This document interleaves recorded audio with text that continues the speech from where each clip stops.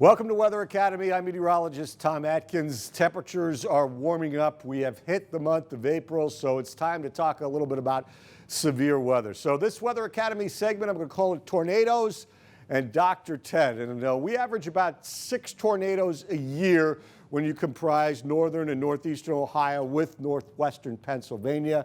Local pictures, how many times have we seen this in rural areas with the funnel descending to the ground? So let's talk about a man who's known as Mr. Tornado, Dr. Ted Fujita. Thanks to the University of Chicago for this picture.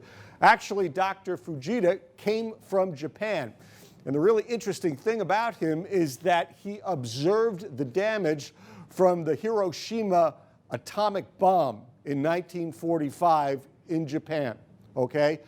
Then he emigrated to the United States, very smart man, went to the University of Chicago, and as he studied atmospheric sciences, he notices that the damage pattern from the bomb back in World War II was similar to damage patterns caused by tornadoes. So he became the expert on tornadoes. In fact, of course, in the laboratory, tried to build one. He also developed a rating scale for tornadoes that we use to this day. Now, it was developed in 1971. It was called the Fujita scale, and it classified 6 levels of tornadoes and their damage from F0 all the way up to F5. So if you look at this, this was the first one, okay?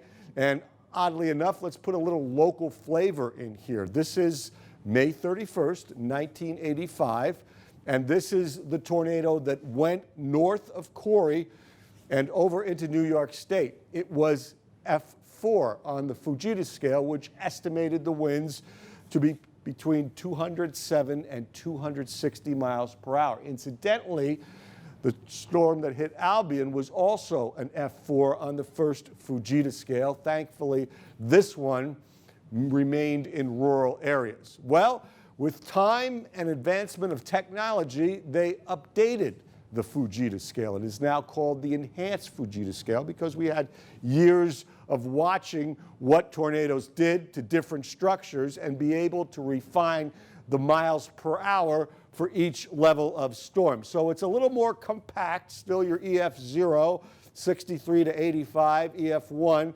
86 to 110. This is the strength that hit Mill Creek in Erie in November of 2017. In fact, in our area, most of the tornadoes are EF0, EF1, and EF2, okay?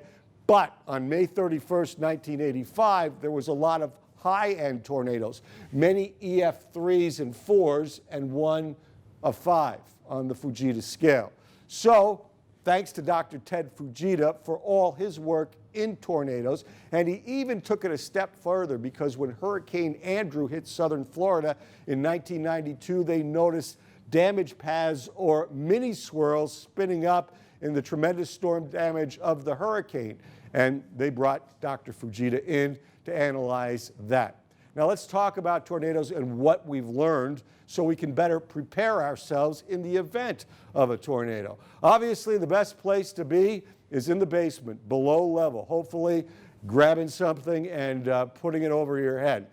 Upper levels are not good. If you don't have a basement, you want to be in the lowest level of your house, floor number 1, in an interior room like a bathroom, closet, or hallway. Put as many walls around you as you can if you don't have a basement. Get into the interior of the first floor, and of course, stay away from windows. If you're out, certainly if you're driving, don't try to outrun a tornado.